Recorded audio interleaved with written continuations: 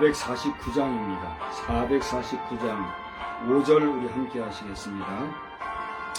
주를 힘입어서 말씀 잘 배우고 주를 모시고 살아가세.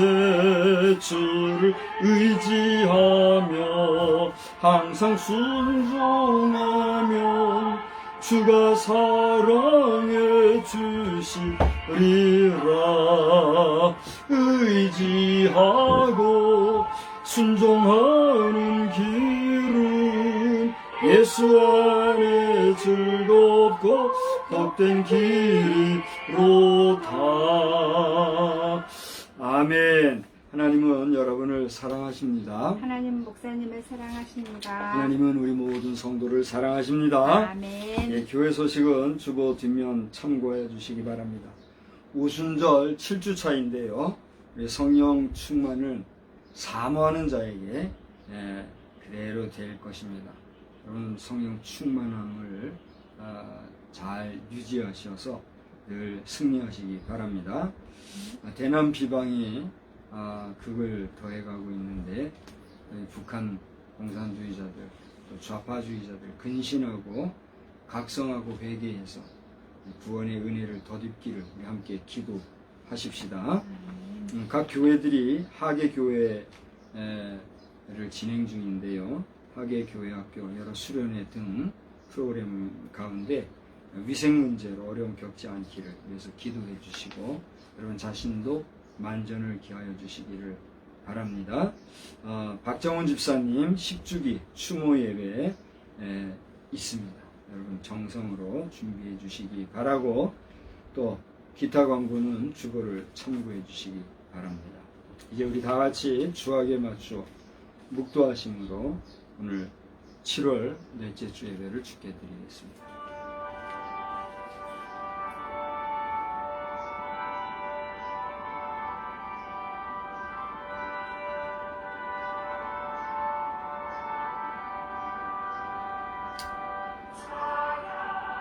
에녹이 하나님과 동행하더니 하나님이 그를 데려가심으로 세상에 있지 아니하였더라. 하나님 아버지, 오늘 7월 넷째 주일을 당하여 이렇게 주님의 이름으로 모여 예배하게 하여 주셔서 감사합니다. 에녹이 하나님과 동행하였기 까닭에 하나님은 그 동행하심을 기억하시고 그를 데려가시고 그리하여 이 세상에 있지 아니하였던 것을 기억하면서 우리의 일생을 통하여 우리의 일상 속에서 늘 주님과 동행하는 데 부족함이 없는 우리의 삶이 되게 하여 주시옵소서. 이 시간에도 우리의 예배를 흡족히 받아주시며 예배하는 자들마다 성령의 충만함으로 함께하여 주시옵소서. 예수님의 이름으로 기원하옵나이다. 아멘. 우리 다같이 자리에서 일어나셔서 1장 찬송을 함께 부르시겠습니다. 찬송가 1장입니다.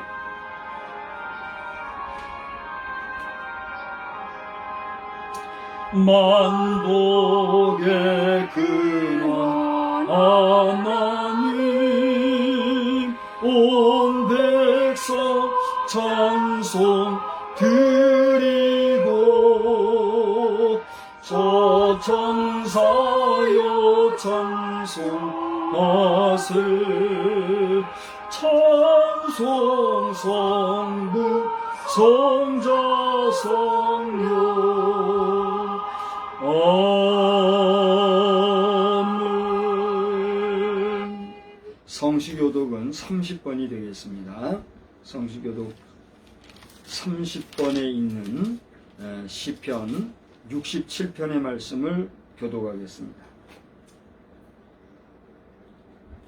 하나님은 우리에게 은혜를 베푸사 복을 주시고 그의 얼굴빛을 우리에게 비추사 주의 도를 땅 위에 주의 구원을 모든 나라에게 알리소서. 하나님이여 민족들이 주를 찬송하게 하시며 모든 민족들이 주를 찬송하게 하소서. 온 백성은 기쁘고 즐겁게 노래할지니 주는 민족들을 공평히 심판하시며 땅 위의 나라들을 다스리실 것임이니이다. 하나님이여 민족들이 주를 찬송하게 하시며 모든 민족으로 주를 찬송하게 하소서.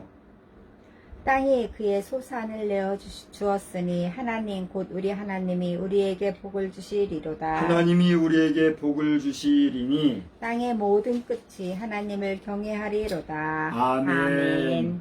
전능하사 전능하사 천지를 만드신 하나님 아버지를 내가 믿사오며 그 외아들 우리 주 예수 그리스도를 믿사오니 이는 성령으로 잉태하사 동정녀 마리아에게 나시고 본디오 빌라도에게 고난을 받으사 십자가에 못 박혀 죽으시고 장사한 지 사흘 만에 죽은 자 가운데서 다시 살아나시며 하늘에 오르사 전능하신 하나님 우편에 앉아 계시다가 저리로서 산자와 죽은 자를 심판하러 오시리라.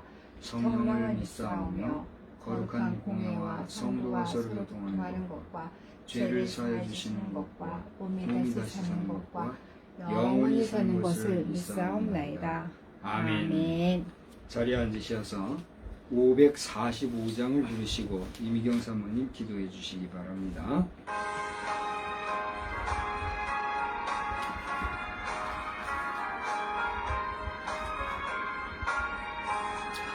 이 눈에 아무 증거 아니 되어도 믿음만을 가지고 손을 걸으며 이 귀에 아무 소리 아니 들려도 하나님의 약속 위에 서리라. 걸어가세 믿음 위에 서서 나가세 의심 버리고 걸어가세 믿음 위에 서서 눈과 귀에 아무 증거 없어도 이 눈이 보기에 눈 어떠한지 이미 얻은 증거대로 늘 믿으며 이 맘에 의심 없이 살아갈 때에 우리 소원 주 안에서 이루리. 걸어가세 믿음 위에 서서 나가세 의심 버리고 걸어가세 믿음 위에 서서 눈과 귀에 아무 증거 없어도 주님의 거룩함을 두고 맹세한 주 하나님 아버지는 참 미쁘다. 그 귀한 모든 약속 믿는 자에게 능치 못할 무슨 일이 있을까.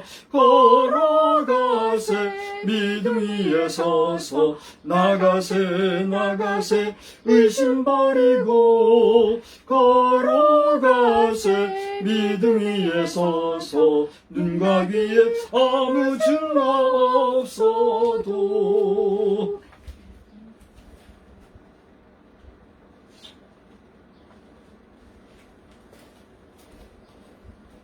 기도드리겠습니다.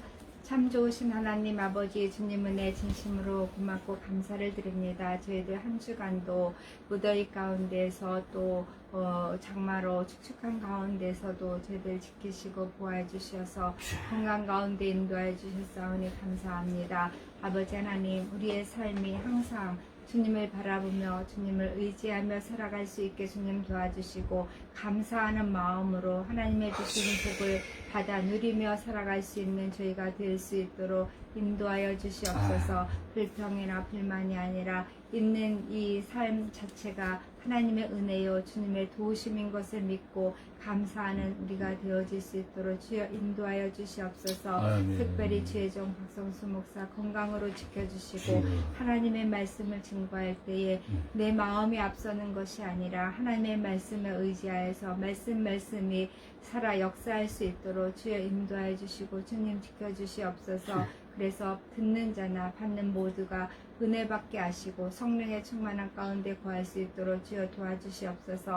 또 우리 자녀들을 위해서도 기도합니다. 아버지 하나님, 처소처소에서 주님을 믿고 주님을 의지하며 주님의 주시는 은혜를 받아 누리며 감사하는 삶 살아갈 수 있게 주님 도와주시고 하나님께만 영광 돌리는 귀하고 복된 삶들이 넘쳐날 수 있도록 주여 인도하여 주시옵소서. 특별히 나라의 민족을 기억하여 주시어서 아버지 험악한 세상을 살아갑니다. 주님 지키시고 보호해 주시었고 위정자들을 도우시어서 그들의 마음이 순전하고 깨끗하여서 주님 사랑하게 하시고 또한 이 나라의 민족을 위해서 최선을 다하며 열정을 다할 수 있게 주님 도와주시옵소서. 본인의 생각으로가 아니라 아버지 하나님 나라의 국민들을 생각하며 한 사람 한 사람들의 마음을 읽을 수 있는 그러한 지혜도 허락하여 주옵소서. 오늘 하루 또한 저희들 하나님의 말씀으로 승리하기를 원하오며 우리 구주 예수 그리스도를 받들어 감사기도 드렸사옵나이다. 아멘.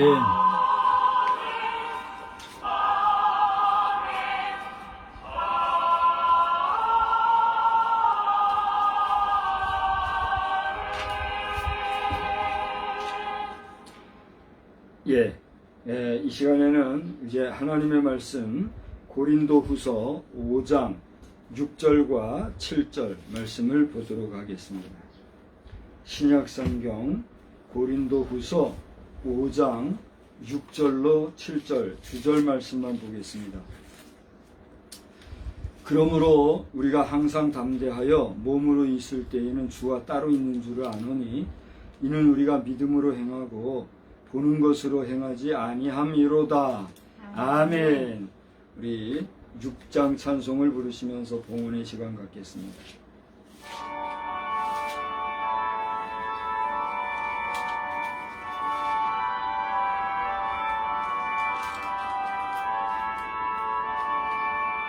목소리 높여서 주 찬양하여라.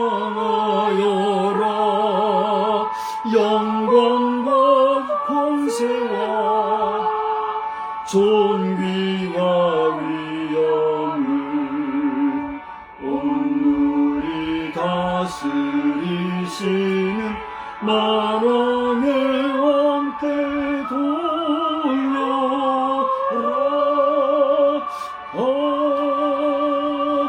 아멘.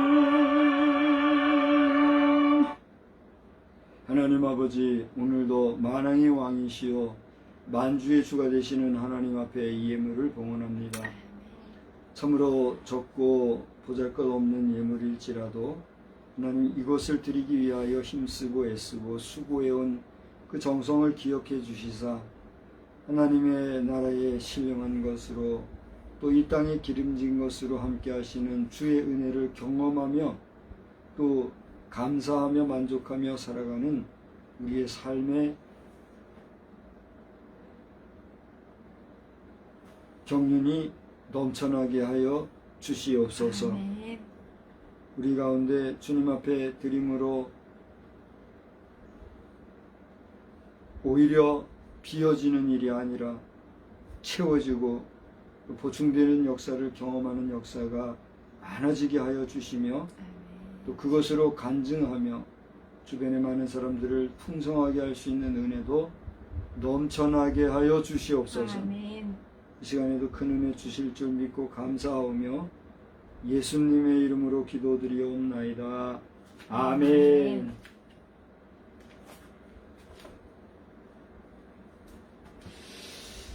우리 한번 성도 간의 인사로 서로 화답 한번 하십시다. 할렐루야. 할렐루야. 할렐루야. 할렐루야. 몇 분이 영상을 보시는지 모르지만 제가 이렇게 저도 제 설교를 계속해서 모니터하고 이렇게 있잖아요. 근데 설교 중에 할렐루야 이렇게 하든가 또 서두에 할렐루야로 인사하든가 이 할렐루야 하는 이 빈도수가 보통의 일반 그 설교자들보다 좀 많은 것 같아요. 그래서 그런지 대놓고 얘기하지는 않지만 이거를 비꼬는 사람이 나타난 것 같아요. 제가 그것을 보았는데 저를 향해서 그랬는지 아닌지 뭐 평상시에 그런 의식을 갖고 있는지 아닌지 그건 잘 모르겠어요. 그런데 우리가 기억하고 상기해야 될 것은 우리 앞서 아버지 세대, 그러니까 우리가 어릴 때는 부모님을 보고 자랐잖아요.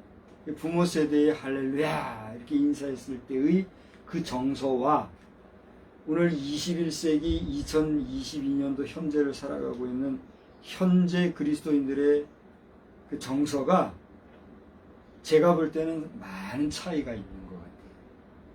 오늘 이 영상을 보시고 또 함께 예배를 드리는 여러분은 어떻게 느끼고 생각할지 모르겠는데 저는 이미 한 세대를 지나 두 세대 가까운 세대를 지금 경험하며 살아가고 있잖아요. 그러니까 그 살아온 경험과 연륜을 통해서 그 현실에 대한 차이를 경험적으로 체험적으로 느끼고 알 수 있을까요? 없을까요? 있을 거 아닙니까? 비싼 밥 먹고 바보 등신이 아닌 한 그거는 느낄 수 있단 말이에요. 근데 사람마다 뭐 관점의 차이나 또 정서 의지적 차이는 있겠지만 기본 보편적인 수준에서 제가 볼 때는 우리 부열조 시대에는 할렐루야 하는 그 속에는 할렐루야 하는 그 자체로 벌써 은혜가 되고 또 할렐루야 인사하는 그 시간에 벌써 성령님이 충만한 훈훈한 그런 역사를 경험할 수가 있었어요. 근데 지금에 와서는 할렐루야 하는 소리가 흔하지도 않을 뿐더러 또 그렇게 하면 그런다고 또 잡음을 내는 소리들이 있더라고요. 여러분은 저와 함께 할렐루야 하고 성도의 인사를 할 때에 어떤 뉘앙스, 어떤 영적 감동이 있는지 저는 모르겠어요.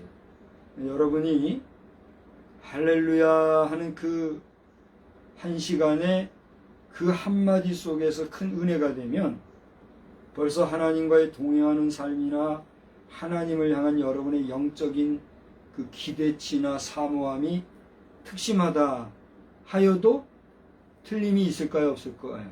없을 거예요. 그러나 무미건조하고 형식적인 것 같고 반복적이고 습관적인 것 같고 아무런 느낌도 없다? 여러분 자신을 돌아보시기 바랍니다. 할렐루야라고 하는 이 아무것도 아닌 것 같아도 짧은 한마디 속에는 제가 한번 여러분과 함께 이미 얘기한 거기 때문에 제가 모션을 취하면 여러분이 같이 행동을 해봐 주시기 바랍니다. 저를 보시고 집중하세요. 할렐루야. 그렇습니다. 똑바로 알아듣고 이 할렐루야 의미를 아시는 분이라면 그렇게 반응을 할 수가 있는 거예요. 한 번 더 할렐루야. 할렐루야라고 하는 것은 이스라엘 백성들이 찬양하라 누구를? 여호와를 그런 뜻이라고 합니다. 할렐루야 하는 이것을 우습게 여기거나 하나의 어떤 추임새 정도로 생각할 것이 아니라 할렐루야 한마디 속에서 여러분이 그 은혜가 넘치는 복된 역사가 있기를 주의 이름으로 축원합니다. 저는 오늘 하나님의 오묘하신 섭리라고 하는 제목으로 말씀을 증거하고자 합니다. 우리 한번 따라서 합시다. 하나님의 오묘하신 섭리. 하나님의 오묘하신 섭리. 그렇습니다. 하나님의 오묘하신 섭리다 라고 하는 거예요. 여기 오묘하다는 말에 대해서 먼저 잠깐 한번 살펴보려고 해요. 오묘하다는 말이 뭘까요? 오묘하다는 말은 심오하고 묘하다. 그게 오묘하다는 뜻이라고 해요. 심오하다는 말은 뭐예요? 말 그대로 깊고 놀랍다. 표현하기 어려울 정도로 귀하다. 뭐 이런 뜻이 있어요. 그럼 묘하다는 말은 뭘까? 그것은 일이나 이야기의 내용 따위가 기이하여서 표현하거나 규정하기가 어렵다. 그게 뭐라고요? 묘하다. 이 오묘하다는 말은 그토록 정말 우리가 생각하기 어렵고 이해하기 어렵고 신기하고 놀랍다. 그런 깊은 뜻이 있다는 얘기예요. 오늘 하나님의 오묘하신 섭리라 그랬어요. 그럼 섭리가 무엇입니까? 저는 한번 제가 설교한 내용을 쭉 돌아보았더니 2017년도 2월 26일에 섭리라고 하는 제목으로 설교를 한 것이 있어요. 여러분이 저의 2017년도 그 페이스북이나 카페에 올려놓은 설교문을 한번 보시고 한 번 더 섭리에 대해서는 깨달아 보시기를 바랍니다. 간단히 추격적으로 섭리에 대해서 얘기한다고 하면 그것은 이 세상의 모든 것을 다스리시는 하나님의 뜻이라, 한마디로 말해서. 그리고 섭리라는 말이 일반적으로 쓰이는 그 용례도 있더라고요. 그러나 이것을 우리가 신학적으로 또 신앙적으로 풀어서 섭리라고 할 때는 무엇이라고요? 하나님의 뜻, 이렇게 쉽게 이해할 수 있다는 얘기예요. 그래서 오늘 하나님의 오묘하신 섭리라고 하는 것은 아까 말씀드린 대로 이해하기 어렵고 또 생각밖에, 뜻밖에 놀라운 기묘한 그러한 하나님이 행하시는 일이다, 이렇게 여러분이 이해를 하면 되겠다는 거예요. 오늘 본문은 고린도후서 5장의 말씀을 택하였는데, 여러분 이 고린도후서는 바울 사도께서 자신의 사도직에 대해서 부정하고 거부하고 인정하지 아니하려고 하는 그 당시의 시대 상황 속에서 자신이 마음이 아플까요? 아프지 않을까요? 여러분이 어떤 특정한 일을 수행하려고 하는데 그 하는 일에 대해서 사람들이 인정해 주지 아니하고 부정하고 거부하고 무시하고 이렇게 하면 마음이 어떻겠어요? 바로 그거예요. 바울 사도가 그런 마음 가운데 있었지만 그 당시 자신을 그렇게 배척하고 반대하는 사람들, 특히 고린도 교회 안에서 그런 일이 있었다고 하는 모습을 보면서 그들에게 자신의 사도권에 대한 정당성과 주께로부터 받은 분명한 사명에 대하여서 이야기하기 위해서 쓴 것이 고린도후서란 말이에요. 근데 그 고린도후서 가운데서 오늘 읽은 본문의 내용은 함축적으로 요약하면 이거예요. 하늘에 계신 하나님과 땅에 있는 우리가 하나가 될 수 있어요, 없어요? 하나가 될 수 없다는 거예요. 이걸 좀 설명하기 위해서 한 남자와 한 여자의 창조를 이제 설명을 하려고 했는데, 제가 좀 부족한 분이 있었다면 다시 한번 잘 들어보세요. 오늘 이 영상을 보시는 예배하는 여러분이나 저나 우리는 이 세상에서 한 남자와 한 여자로 존재해요. 물론 특별하게 한 몸에 남성과 여성이, 이건 이제 성기를 중심으로 얘기를 하죠. 남성과 여성이 함께 있는 변이, 아주 그걸 뭐라고 그러죠? 돌연변이로 인해서 이 변이 현상이 생긴 육신이 있어요. 저는 그것을 직접 보지는 못했지만 영상으로 그걸 봤어요. 그래서 그게 무슨 말인지 넉넉히 이해를 할 수가 있어요.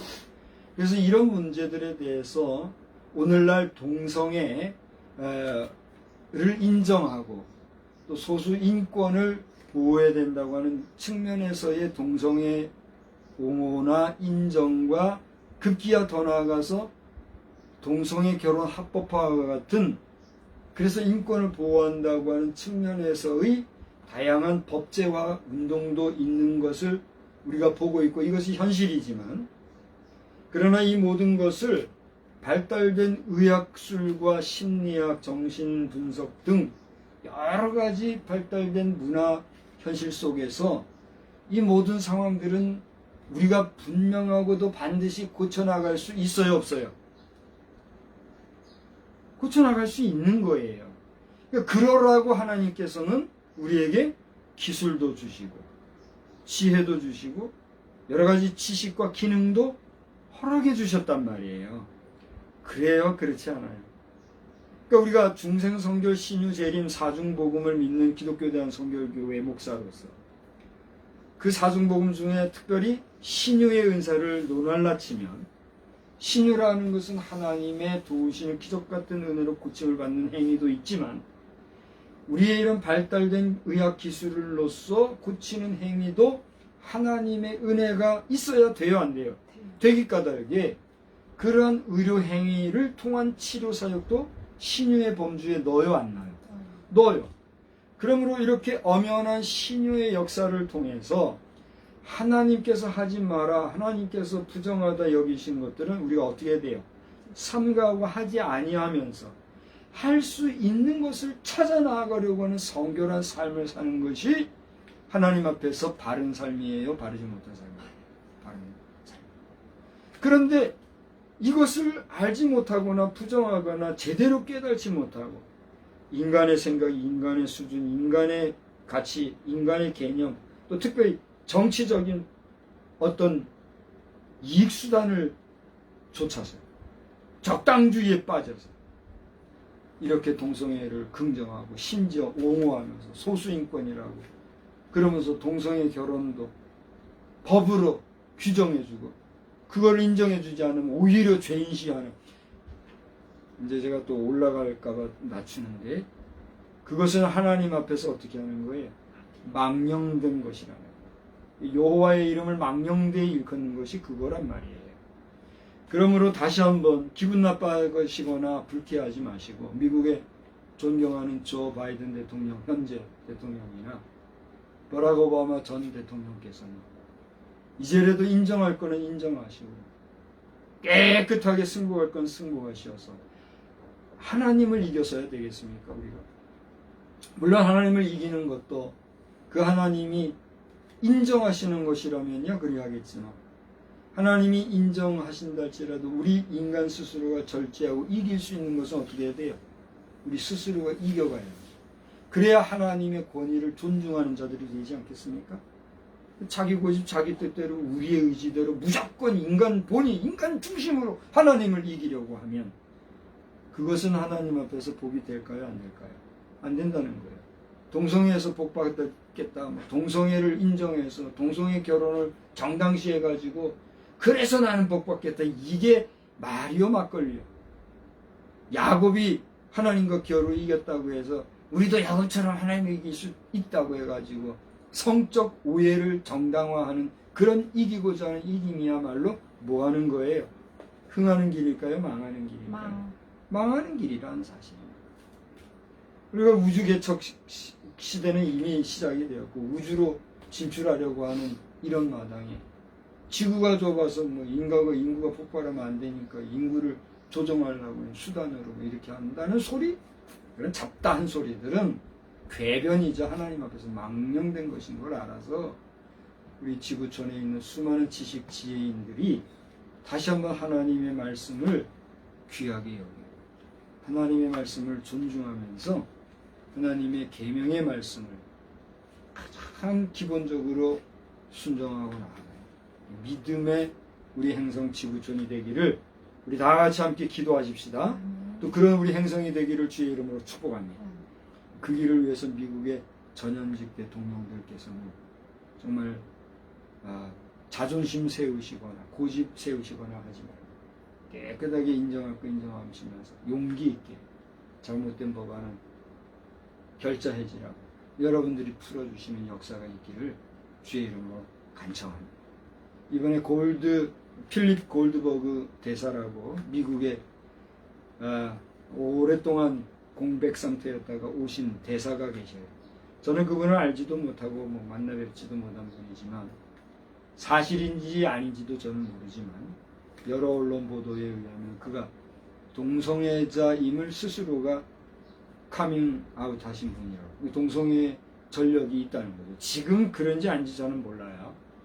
전력이 있다 할지라도 그렇다라고 하면 더더군다나 동성애 폐해를 아실 분이 동성애에 대해서 나는 그랬으나 지금은 그러지 않겠다, 이게 아니라 오히려 동성애자들 옹호하고 힘내라 말이요 막걸리요. 대한민국을 우습게 여기고 대한민국의 정서를 이해하지 못하니까 그렇게 하고 있는데, 미국 미스터 필립 골드버그 대사님께서 이 영상을 보신다고 하면 저는 귀하께서 우리 대한민국의 대사로까지 부임되셨을 때는 그만큼 능력과 또 힘이 있는 분인 줄 알고 배나 존경하는 마음으로 지금까지는 어찌했든지 간에 지난 동성애 퀴어 축제 때 나와서 발언을 하셨든 안 하셨든 그게 중요한 게 아니라 향후에는 대한민국의 반만년 역사를 존중하시고 대한민국의 절대 다수의 정서를 긍정하시고 바른 성적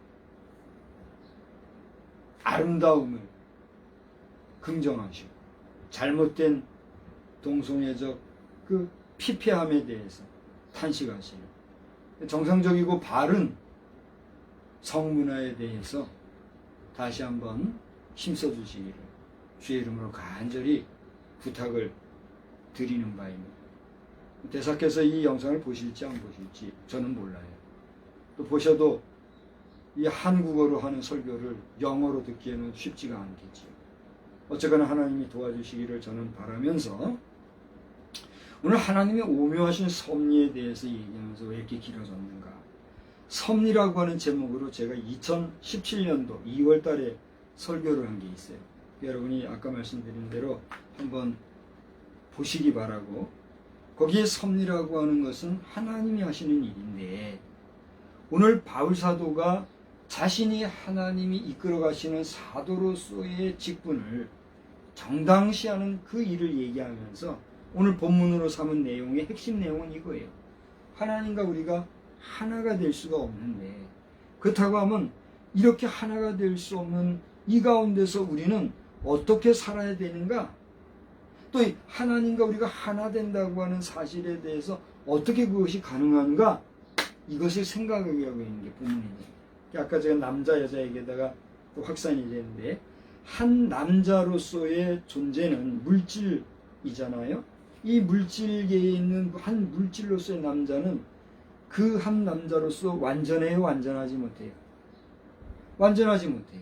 그래서 돕는 뭘 만드셨어요? 배필인 여자를 만드셨단 말이에요. 근데 이 여자도 혼자로서는 완전할 수 있어요, 없어요? 없단 말이에요. 그래서 한 남자와 한 여자가 둘이 만나 하나가 되어서 온전한 만남을 통해서 뭘 생산해요? 후대를 생산한단 말이에요. 그렇게 순리적이고 질서 있는 역사를 허락하신 것이 하나님의 방법이고 하나님의 방식이었단 말이에요. 근데도 이제 중간에 여러 가지 아픔은 있지요. 자연 임신이 안 된다든가, 자연이 계대가 안 된다든가, 이런 여러 가지 일들이 있어요, 없어요? 있기 때문에 그것을 또 연구해가지고 인위적으로 자녀를 생산하는 일도 있어요, 없어요? 있단 말이에요. 이 모든 배경 속에 왜 그러면 이렇게 하나님이 질서 있게 순리대로 이끌어 가실 자연의 생산이 막히는 일도 있고, 그래서 또 인위적으로 이렇게 하는 일도 있는가? 왜 그럴 것 같아요? 하나님이 보실 때에 무엇이 승하니까? 악이 승하니까. 그 악을 정리정돈하시는 일로서 하나님의 원래의 그 증산 방법이 막히는, 그것을 우리는 볼 수가 있게 됩니다. 그래서 이것을 풀기 위해서는 하나님 앞에서 어떠한 문제가 해결돼야 될까요? 죄 문제가 해결돼야 된다는 겁니다. 그러므로 오늘 저와 여러분이 예수를 믿노라 하면서도 예수를 보신 분이 있어요, 없어요? 없잖아요. 예수님의 음성을 들은 분이 있어요, 없어요? 없잖아요. 우리가 예수님을 보지도 못하고 그 음성을 듣지도 못했지만 예수를 믿을 수 있는 것은 왜 그래요? 우리의 영혼이 구원함을 받았기 때문입니다. 할렐루야. 이거 할렐루야예요. 내가 구원받지 못했다면, 내 영혼이 구원받은 영혼이 아니라고 하면, 예수를 보지도 못하고 그 음성 듣지도 못하는데 그분을 믿는다 할 수 있어요, 없어요? 불가능한 거예요. 그래서 하나님께서는 우리에게 직접 주님을 보고 그 음성을 듣지는 못하였지만 간접적으로라도 그 주님을 만날 수 있는 방법을 우리에게 무엇을 통해서 주신 거예요? 성경 말씀을 통해서 주신 거예요. 그래서 하나님의 말씀을 듣고 그 말씀을 받아들이고 깨닫게 되면 우리 속에 뭐가 생겨요? 믿음이 생겨요. 이렇게 믿음이 생긴 그 사람은 자신이 가진 그 믿음을 무엇으로 고백해요? 마음으로 믿어 의에 이르고 입으로 시인하여 구원해. 할렐루야. 그러니까 여러분이 마음으로 진정 예수를 믿는 그런 믿음이 생긴다고 하면 여러분 마음 가운데 그런 믿음이 조금이라도 있다고 하면 여러분의 입으로 뭘 하는 거예요? 고백, 시인을 하는 거예요. 그렇게 믿음으로 고백하는 자에게 증표를 주는 게 뭐예요? 세례란 말이에요. 그래서 여러분 교회에서 세례식을 한다고 하는 거는 중요한 거예요? 안 중요한 거예요? 너무나도 중요하고도 기독신앙이 되는 초보적인 행위. 오늘 영상을 보시는 분 가운데 아직 세례받지 못하신 분 가운데 내가 예수를 믿기를 원하며 또 예수를 믿는 마음이 나에게 조금이라도 있다고 한다면 여러분 주변의 목사님을 찾아서 상담하십시오. 그리고 여러분이 믿는 그 믿음의 도에 대해서 여러분의 입으로 시인하고 고백하는 가운데 주의 종을 통해서 베풀어 주시는 세례를 받고 온전한 믿음의 성도로 거듭나시기를 주의 이름으로 축원합니다. 그 교회는 이 일을 하기 위하여 누구에게 위탁된? 하나님. 목사에게 위탁된 목회를 통하여서 그 일을 단행하게 하신 거예요. 그러니까 목사는 제반 종교인들과 같아요? 달라요? 다른 거예요. 제반 종교, 이 세상엔 종교가 많잖아요. 우리가 다 알지 못하는 종교들도 있잖아요. 종교라는 게 뭐예요? 인간의 마음과 심리를 안정케 해주는 그 어떤 초자연적인 현상, 행위. 그게 종교고 종교행위잖아요. 세상에 종교가 많아요, 적어요? 많단 말이에요. 그러나 그런 종교적인 행위나 종교적인 사상이나 이론으로는 구원받을 길이 있어요, 없어요? 없단 말이에요. 구원은 오직 누구의 이름으로? 예수 이름으로만 되는 것이 누구의 뜻이에요? 하나님의 뜻이요. 오늘 제목처럼 하나님의 뭐예요?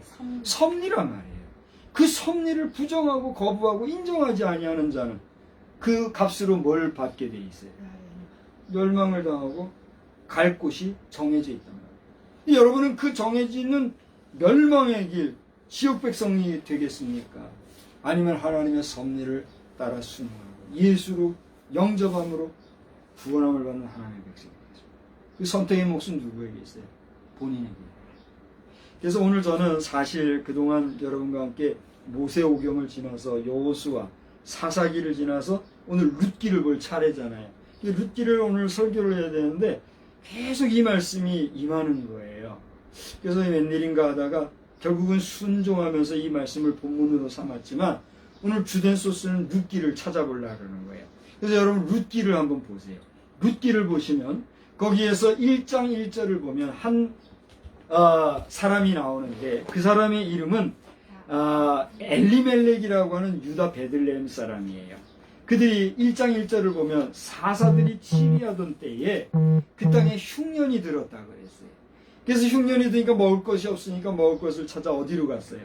베들레헴을 떠나 유다 땅을 떠나 저 이방 땅 모압으로 간 거예요.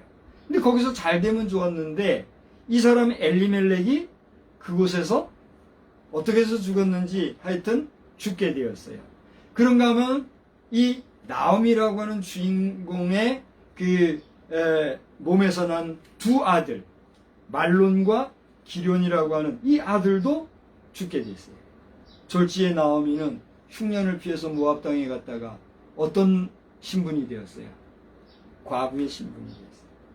마침 그 두 며느리도 안 되겠다 하고 돌려보내려고 했더니 한 사람은 갔으나 한 사람은 끝까지 내가 어머님을 따르겠습니다 하여 나오미 곁에 있었어요. 그 사람의 이름이 뭐예요? 룻이에요. 그래 여러분이 룻기서를 읽으면 오늘 제가 룻기서를 다 누르지 못하니까 여러분 꼭 룻기서를 한번 읽어보시기 바랍니다. 룻기서는 역사서에 들어가고 구원사적으로도 엄청 중요한 부분이기 때문에 또 효성을 다한 사람의 아주 격언적인 이야기도 들어있기 때문에 여러분 소설이 아니에요. 이거는 소설도 아닌 것이 소설과 같이 재미있는 그런 책이니까 꼭 한번 읽어보시기 바랍니다. 아무튼 이 룻이 천신만고 끝에 재혼에 성공해가지고 남편을 만났어요. 그 남편의 이름이 뭔지 아세요? 보아스예요. 그래서 이 보아스를 통해서 아들을 낳았는데 그 아들의 이름이 뭔지 알아요?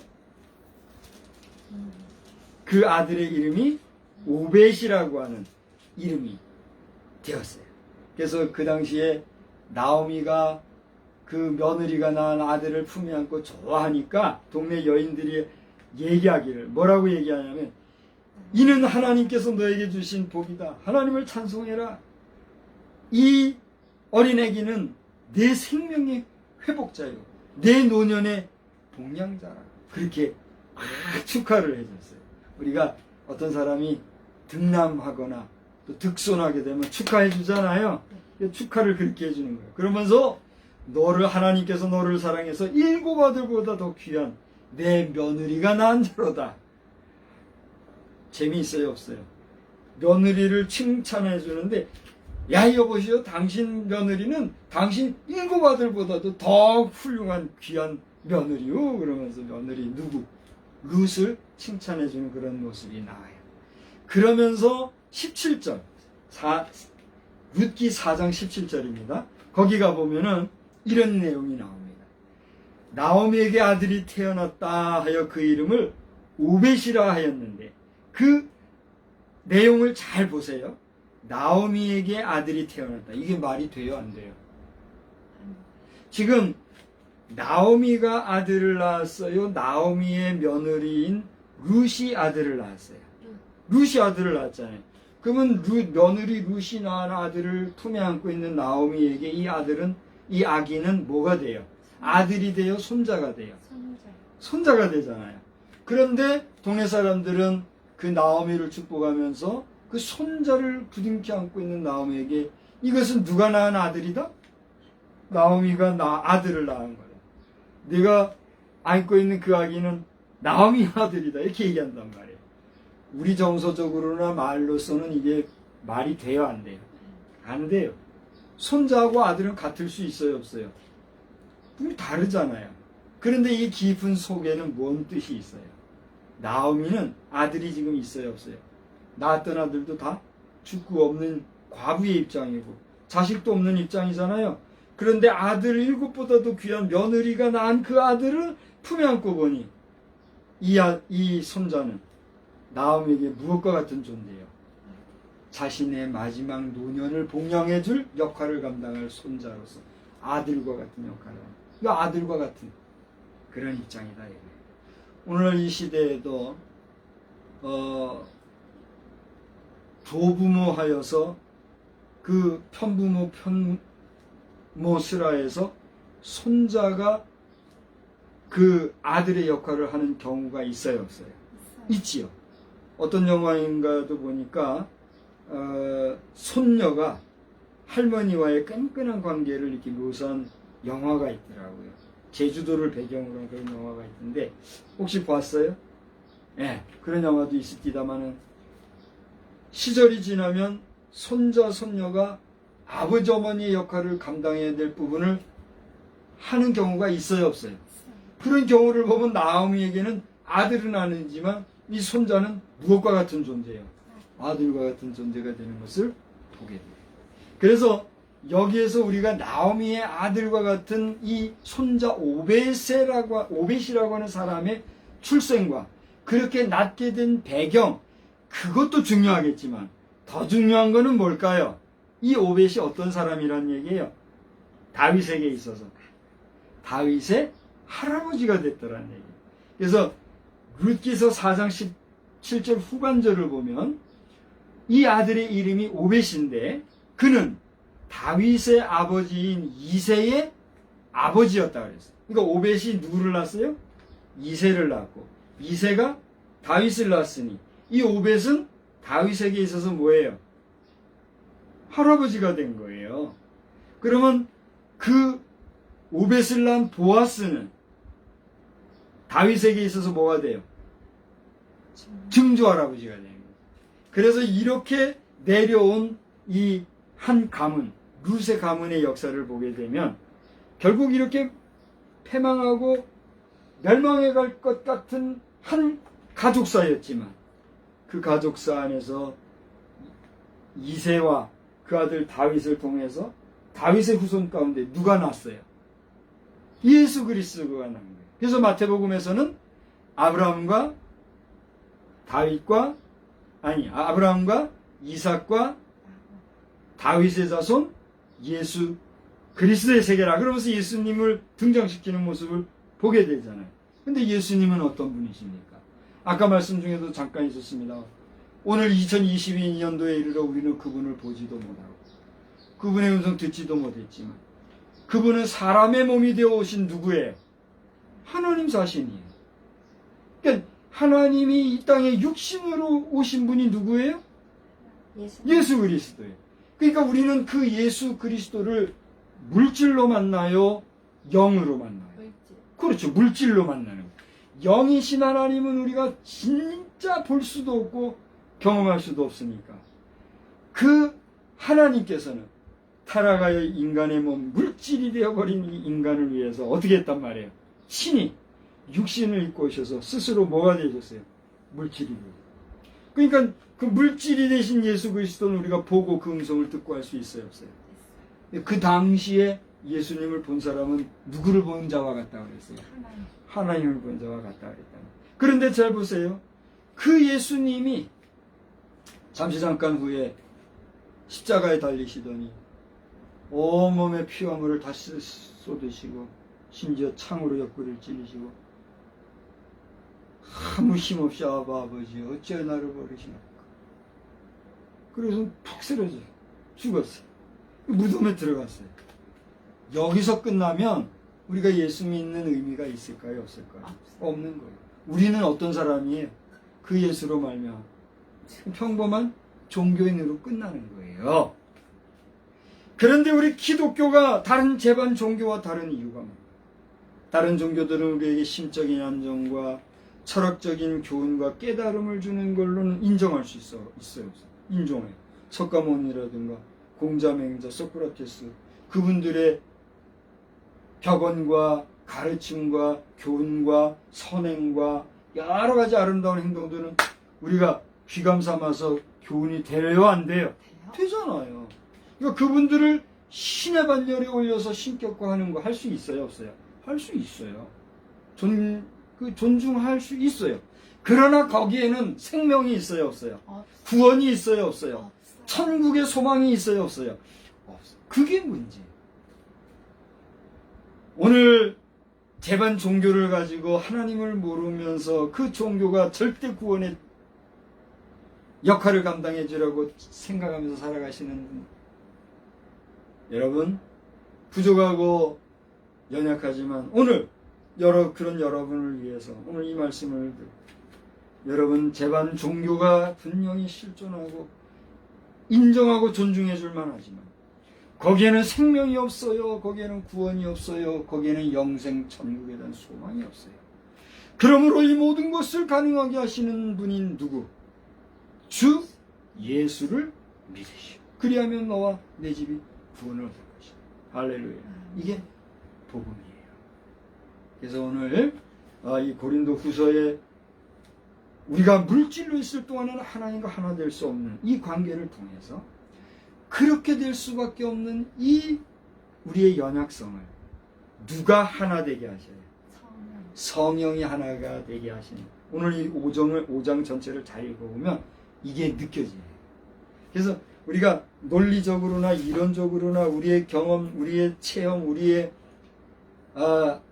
지식으로는 이해할 수 없는 하나님과 우리 인간의 하나됨이 마치 독립된 남자와 독립된 여자가 따르고 이것은 완전하지 못하지만 둘이 하나가 되어 혼연일체가 될 때 새로운 생명이 싹 트는 것처럼 하나님과 우리 인간이 하나가 될 때 여기에 어떤 역사가 나타나요? 구원의 역사와 하나님의 자녀되는 역사, 하나님의 백성으로 뭐하는 역사, 회복되는, 거듭나는 역사가 나타납니다. 할렐루야. 아멘. 이 신비하고 놀라운 하나님의 오묘하신 섭리에 대하여서 여러분이 한 주간 살아가는 동안에 마음으로, 몸으로, 영혼으로, 여러분의 전인적인 삶으로 여러분이 이해할 수 없는 신비하고 오묘한 하나님이 이끌어주시는 역사를 경험하면서 한 주간 승리하시는 복된 주간 되시기를, 또 여러분의 생애가 되기를 우리 주님의 이름으로 축원합니다. 축원합니다. 좋으신 하나님, 하나님의 오묘하신 섭리는 얼마나 크고 위대하신지요. 우리가 그것을 다 알지 못하기 때문인데, 이제 우리의 시간이, 우리의 세월이 갈수록 우리의 지식과 삶의 경험에 그 바운더리가 넓어질수록 하나님의 그 오묘하신 이끄시는 섭리를 우리의 몸으로, 우리의 마음으로, 우리의 영혼으로, 우리의 삶으로 체험하고 경험하는 놀라운 역사가 우리 믿음의 백성들에게 있게 하여 주시옵소서. 그러나 여전히 믿음을 갖지 못하고 이 놀라운 구원의 은총을 소유하지 못한 채 방황하며 제반신들, 자기 좋은 자기 생각을 조차 신으로 삼고 또 우상화하는 그 모든 종교 행위에서 벗어나서 오직 유일무이하시며 상천하지의 지존무상하사 우리를 온전히 구원해 주시는 예수 그리스도를 만나는 역사가 성령 안에서 충만하게 하여 주시옵소서. 예수님의 이름으로 축복하며 기도드리옵나이다. 아멘. 우리 다 같이 찬송가 544장 자리에서 일어나셔서 찬송가 544장을 부르시겠습니다. 울어도 아니 되고 우리 힘으로도 아니 되는 예수밖에 없는 구원의 은총을 사모합시다. 울어도 못하네 눈물 많이 흘려도 겁을 얻게 못하고 죄를 씻지 못하니 울어도 못하네. 십자가에 달려서 예수 고난 당했네. 나를 구원하시리 예수밖에 없네. 힘써도 못하네. 말과 뜻과 행실이 깨끗하고 착해도 다시 나게 못하니 힘써도 못하네.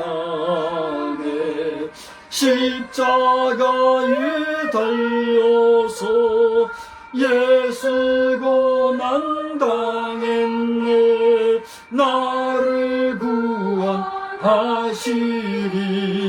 예수밖에 없네. 참아도 못하네. 할 수 없는 죄인이 흉한 죄에 빠져서 어찌하니 죽을까. 참아도 못하네. 십자가에 달려서 예수 고난 당했네. 나를 구원하시리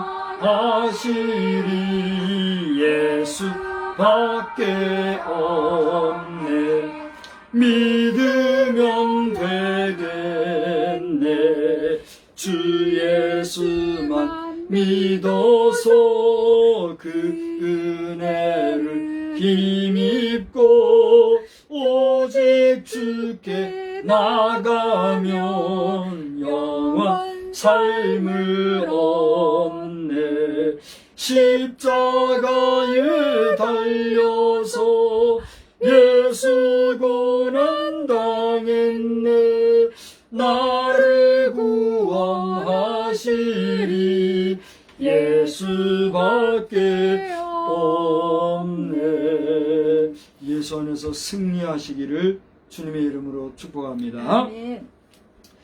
이제는 성부, 성자, 성령님의 놀랍고 위대하시며 그 오묘하시게 섭리하시는 섭리하심이 오늘 예수밖에 구원이 없음을 믿고 고백하고 찬송하며 예수 이름으로 이 세상을 이기고 승리하기를 다짐하는 우리 모든 성도들 머리 위에, 그리고 이 대한민국 백성들과 우리 지구촌 행성 80억 가까운 모든 인류 위에